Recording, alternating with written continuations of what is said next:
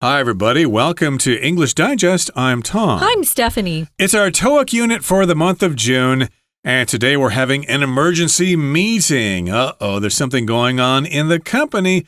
There's something wrong with a product that this particular company is selling. We hear about this in the news from time to time.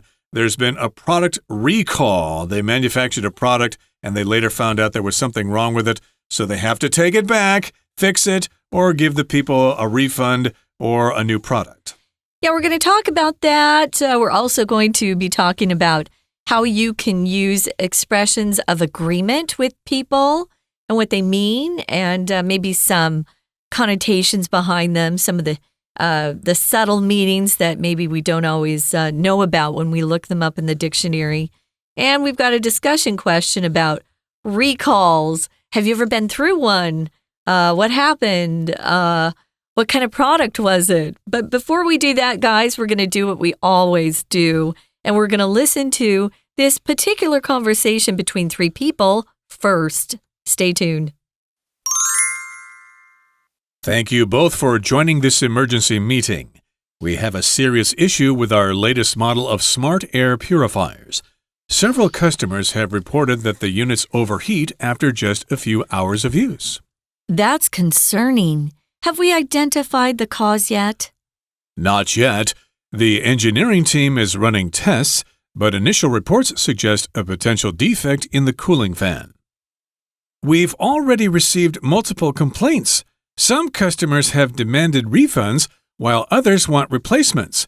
If we don't act fast, this could seriously damage our reputation. We need to halt all shipments immediately and inform our distributors. Have we checked the production records? Yes, and the issue seems to affect units manufactured in the last 2 months, which is about 5,000 units in the market. Let's recall the affected units immediately and halt shipments until we resolve this. Agreed. I'll coordinate with the logistics team to manage the recall. We should also prepare a statement for our customers. Transparency is key in situations like this. Definitely. Let's draft something that acknowledges the issue and reassures customers about our commitment to quality. I'll get right on it. Should we also set up a dedicated hotline for this recall? Good thinking, Ryan. I'll partner with our technical support team to handle any customer concerns. Thanks for everyone's quick responses. Let's meet again tomorrow to review our progress. Okay, welcome back, everybody. It seems they have a crisis on their hands, but it also seems as if they're tackling the problem pretty well, and hopefully their customers won't be terribly dissatisfied with the service of the product, and they'll still be loyal customers to this particular company. Now, this is a conversation. It's an emergency meeting with James, Sophie, and Ryan, and they're discussing this product recall crisis. A crisis is a really bad problem that you need to take care of, and indeed, this is a big crisis for the company because, hey, they've sold a product that's got some problems, and they need to recall those products. They need to bring them back and send out new ones or give refunds. Right, they've got a serious issue. With their latest model of smart air purifiers. If something's described as being smart, we know it's connected to the internet and it's digital. So when you see that, don't think, oh, it's an air purifier that has a high IQ. No. They're talking about something that is actually digital and is connected to the internet. I think a lot of the new appliances these days seem to all be connected to the internet. Maybe there's an app for your phone. When I've seen smart appliances, there's usually an app that you can download too. Right. I don't put it on my phone. I don't need an app on my phone for example, for my ear pods, you know. Mm-hmm. So I just don't want a lot of junk on my phone. But anyway, that's what that smart there means. And if it's purifying something, it's making it clean. Maybe your air is kind of dirty. I know some days we've got a lot of smog and dirty air outside. I live right by a large road, Hupping, where there's a lot of cars and, you know, the the MRT is right outside my house. So, yeah, the air isn't always clean, and I get a lot of dirt that comes in through my windows.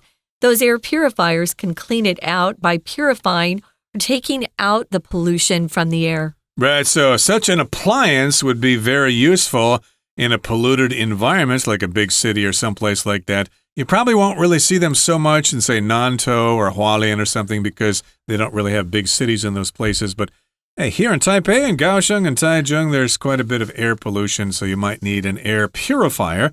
And yes, they've called an emergency meeting. James is likely in charge of this meeting. Maybe he's the boss. He thanks them for coming, and they have a serious problem or a serious issue with that smart air purifier. Now, several customers have reported that the units overheat after just a few hours of use. So if you're a customer and you just bought this product, you expect it to work. You expect it to do its job. But these customers have reported, hey, they overheat. They get too hot after only using them for a couple of hours. They're not supposed to do that. That's very inconvenient. Yeah, that's bad. If you've only used them for a few hours.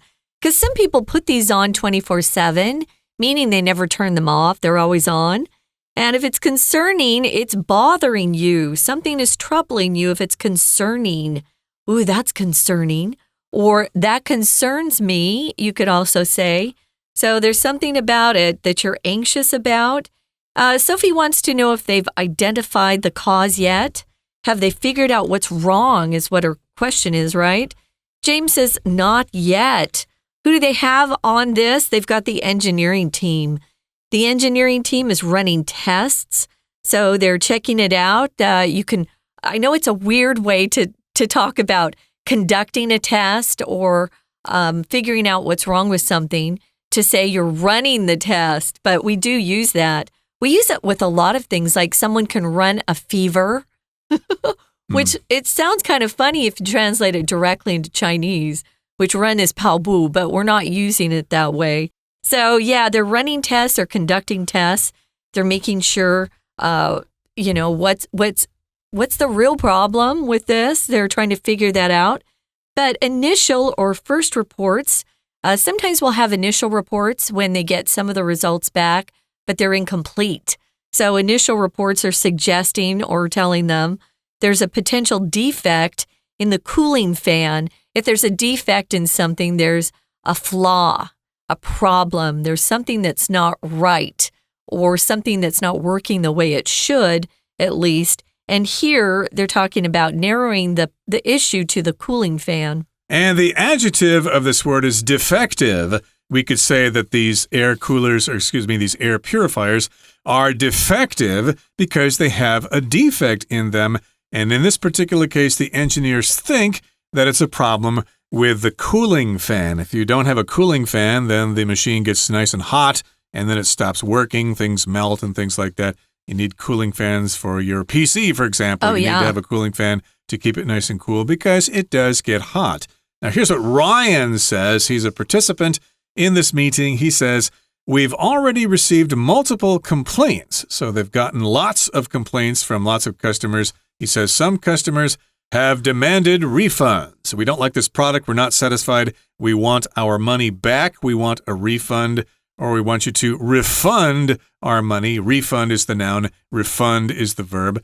While others want replacements. So some people still want that air purifier, and they don't want their money back necessarily, but they do want a new machine that actually works, maybe a different model or the same model that has been modified. I wanted to mention we do have different pronunciations for the noun and verb of refund, but for most Americans, we say they're going to refund my money. We just tend to use the refund the most, but you can learn both. They're both wonderful. But if it's a noun, you definitely want to use refund.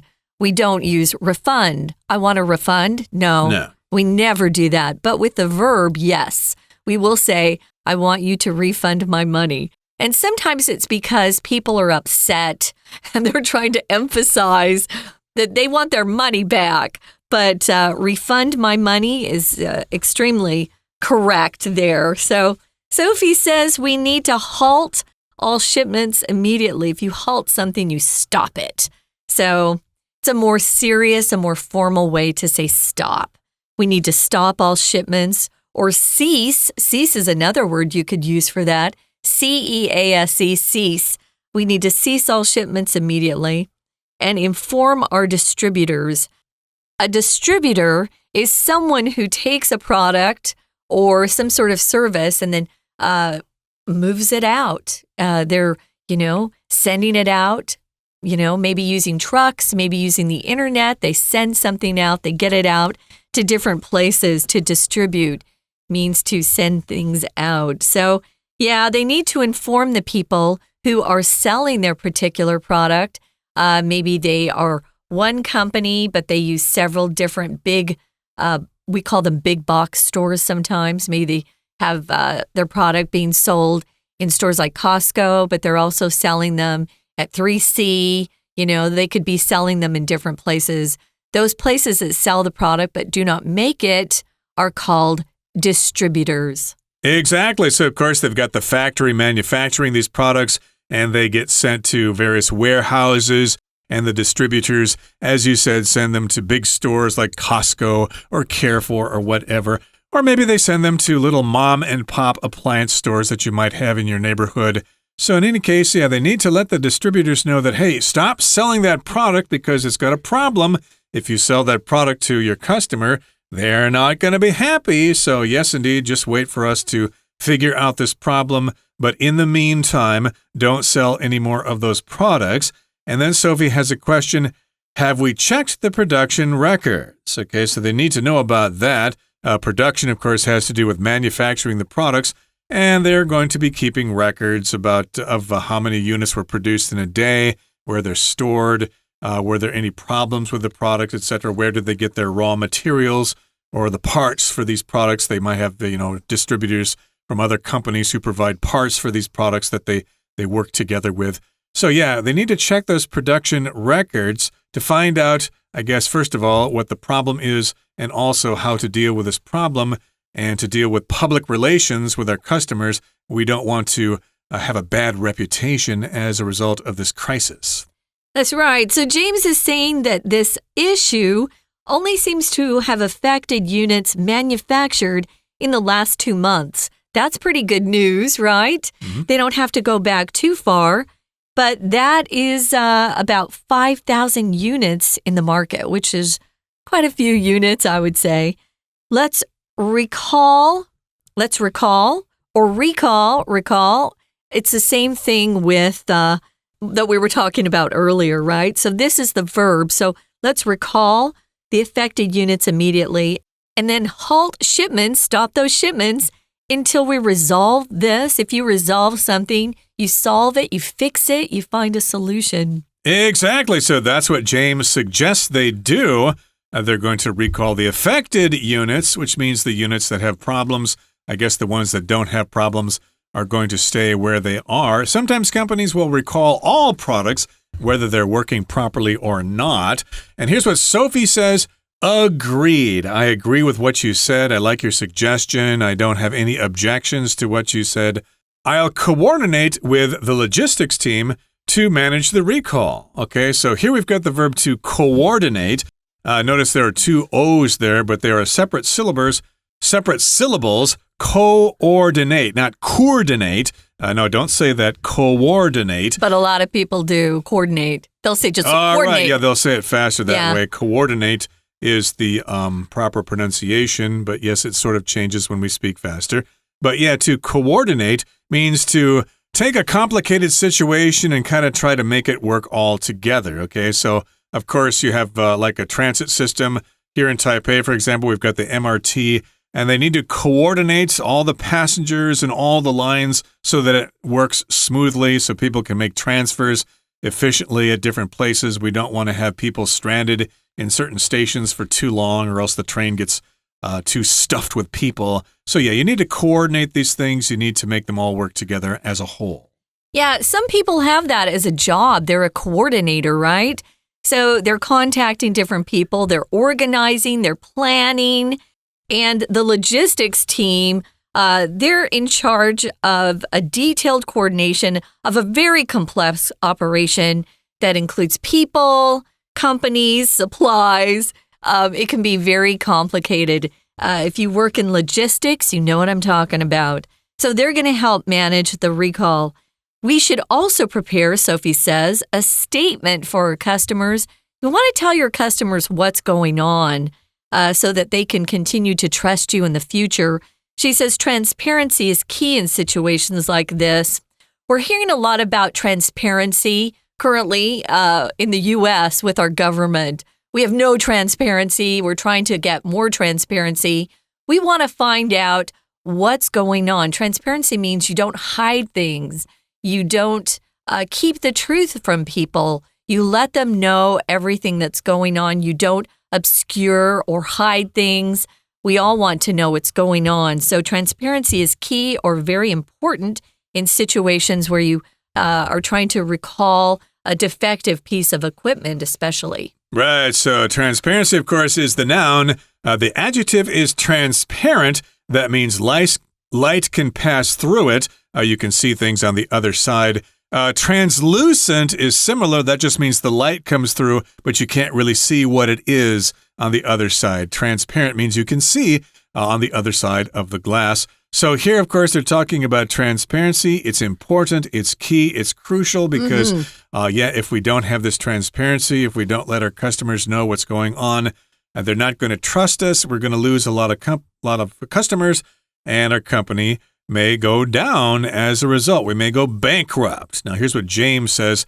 Definitely, absolutely, totally. I completely agree with you. Transparency is of utmost importance. He says, let's draft something that acknowledges the issue and reassures customers about our commitment to quality. So this is his suggestion. They need to draft something that acknowledges the issue. Okay, so if you draft something, you kind of write the first copy of something. Someone writes up some sort of information or some sort of document, but it's not going to be perfect at first. You write it up first in a rough form. It's a rough draft, as we call it. Then you kind of look at it and you let other people look at it. They make some suggestions, and then you have a second draft or maybe a third draft until you have the final document.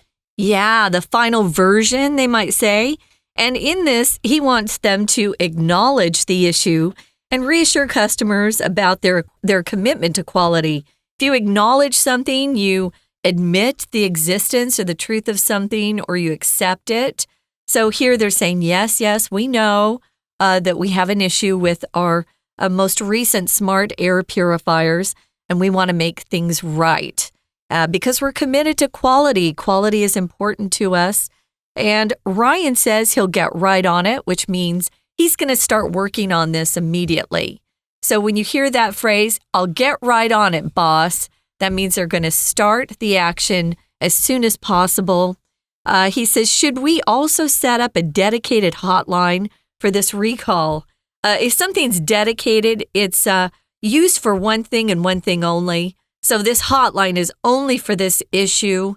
Maybe you have a hotline for different things, but dedicated means it's exclusively being used or intended for a particular purpose or service. So here they've got a hotline, a phone number, maybe it's a website. Hotlines can be different things nowadays because we have social media, right? So a hotline would be a particular way that customers affected by the issue would be able to contact that particular company with questions or with suggestions or any sort of problems. Yeah, but it would be a toll-free number. In the States, it would be 1-800, something like that. I can't remember what the number is here in Taiwan. But yeah, they can give that phone number and other ways to contact them. And Sophie says, good thinking, Ryan. That's a good idea. I'll partner with our technical support team to handle any customer concerns. I'll partner with them. I will work together with them. That's right. So James thanks everybody for their quick responses. Remember, this is the customer service team who want to have a quick turnaround on this problem and then get it out to not only their colleagues, the company employees, but to customers. We're going to take this time right now to listen to our Chinese teacher, and then we'll be back to talk about useful expressions, and we have a discussion question too. Stay tuned. 听众朋友大家好，我是安娜。又到了我们多益的单元了。其实多益这种英检啊，它就是比较适合这个社会人士啦，所以考多益的时候有时候会出现一些像业界的一些主题啊，比如说我们今天看到的就是一个紧急会议的召开，因为产品有问题，所以就要把它回收过来。那这个产品的回收啊，出现在标题 recall。一般我们来说 recall 啊，我们会觉得是回想的意思，对不对？回想过去如何，回想当时的经验。那么如果是 product recall， 则是把整个产品都召回。你可能退费啦，或者是换新的给你。总而言之，就把有瑕疵的货物呢，把它 recall， 把它回收。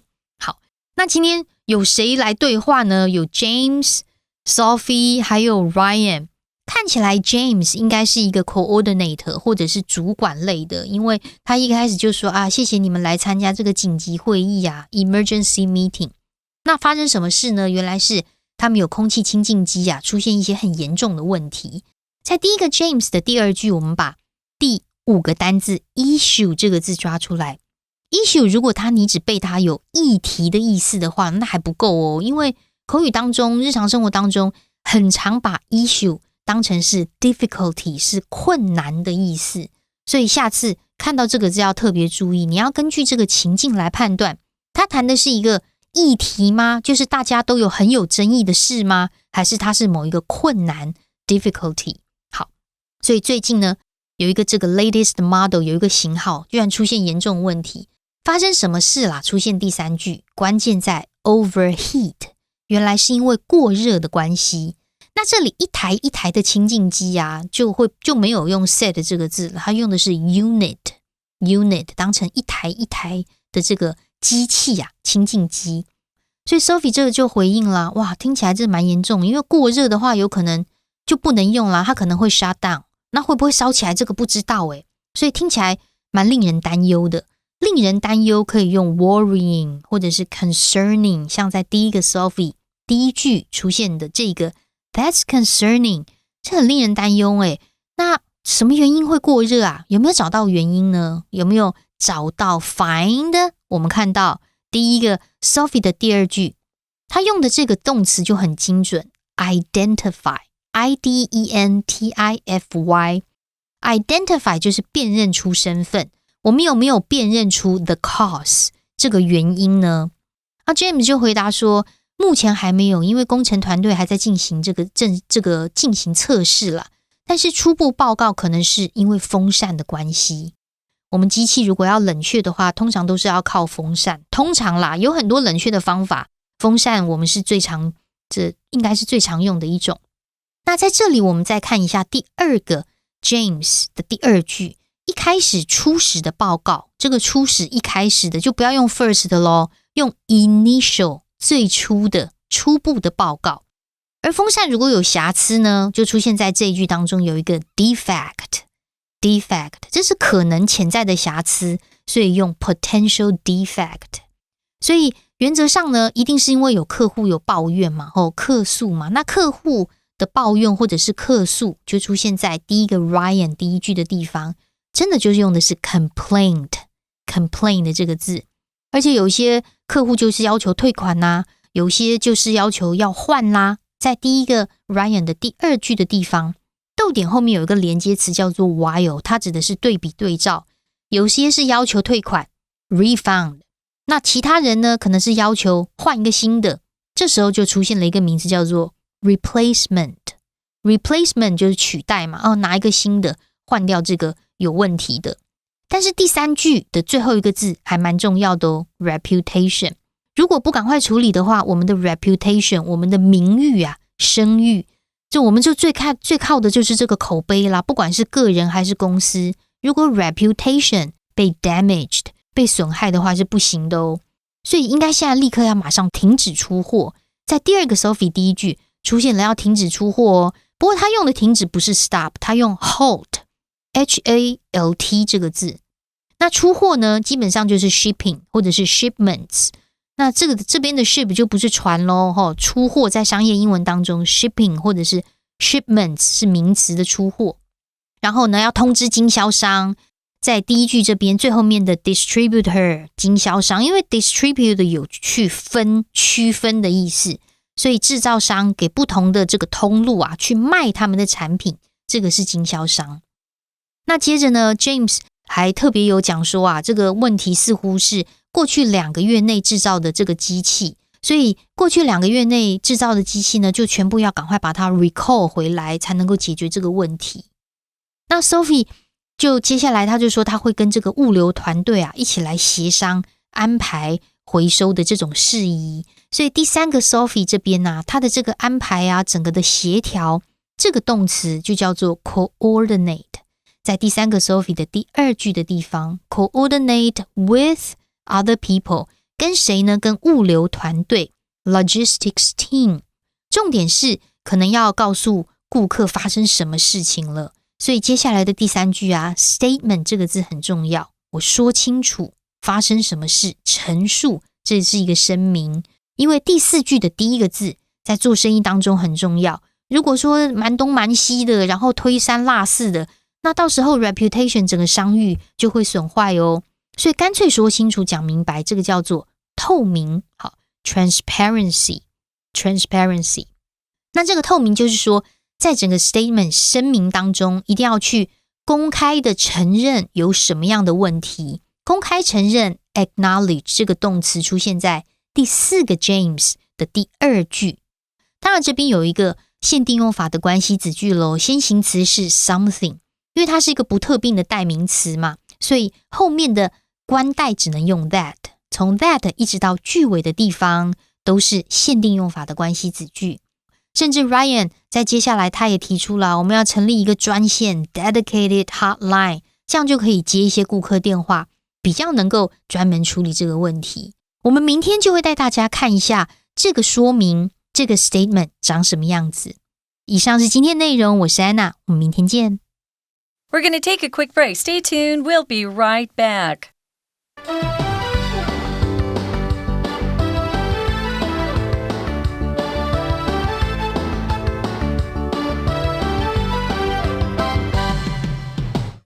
Welcome back, everybody. Let's talk about some useful expressions here. Remember, they were having a meeting, and when people offer suggestions and you agree with their suggestions, well, there are different ways to express that you agree. The most common one would be, I agree, that's right. More informally, you could say, spot on, right on, I totally agree with you. But we've got some more formal expressions that we can use in a business setting. So here's the first one.You make a good point. You could also shorten that to just good point, which means what you said is very profound, it's very useful, you are not wasting your breath. Yeah, that's a good one. And like Tom said, you don't have to say, you make a good point. Just say good point. Exercising daily does indeed promote good health. So there are different ways to express agreement. You could just say, yep, for sure, absolutely, no doubt, you got it.Or you could be more neutral or just be polite. I agree. Oh, that's right. Exactly. Sounds good to me. I think so too. Number 2 is, I'm glad to see we're on the same page regarding the project deadline. If you're on the same page with somebody, it means you align with their perspective or their viewpoint. Yeah, we're on the same page about that. Absolutely. We totally agree. And here's the third one.You read my mind. Okay, so that means you know exactly what I'm thinking. The example here is, pizza for dinner? You read my mind. I've been wanting it all day. How did you know that I wanted to have pizza for dinner? You read my mind. You know what I'm thinking. You're spot on again. I totally agree with you. And there you have it. Those are some ways to express agreement. Oh, I wanted to mention one that's kind of popular these days. It's slang. Okay. And that's the word preach.Preach it, brother. Preach it, sister. I ain't never heard of that. Yeah, it's very popular in slang on social media, preach, which just means someone posts an opinion and you're like, totally agree, preach. Yeah, so those are fun to learn. Try a couple, maybe put 5 or 6 in your vocabulary and then get really comfortable with using them. Okay, now we've got a discussion question or questions. They're kind of a couple here together. Have you or someone you know ever experienced a product malfunction or defect, even a minor one? What happened? You know, one just popped into my head, Tom. I ordered a small cabinet, you could say, and it would go on top of a desk. So it was kind of small, right? But it was missing one of the knobs on the drawer that you pull out. So there was no way for me to pull the drawer out. It was missing that little knob, K-N-O-B knob. And so I contacted the company and wow, they were fast. I think I got the replacement knob within 3 days. It was really quick. So I think, at least for me, the customer service I've experienced in Taiwan has been terrific. I would give them 10 points. Well, I can't really recall anything personally, but I remember many years ago in the U.S., Toyota had a recall on a lot of its vehicles. I think the gas pedal was getting stuck or something like that. Yikes, that could kill people. Yeah, this was a long time ago, but Toyota accepted full responsibility. They fixed the problem, and we haven't heard anything about this since then. And yeah, that has not tarnished their reputation in my eyes. We actually happily own a Toyota ourselves. It's a pretty reliable company. Okay, that brings us to the end of our discussion for today. Thank you for joining us, and discuss this amongst yourselves. If your company does have a problem with a product, this does happen. It's not uncommon. It's nothing to feel ashamed about, but you do need to do something about it. From all of us here at English Digest, I'm Tom. I'm Stephanie. Goodbye. Bye.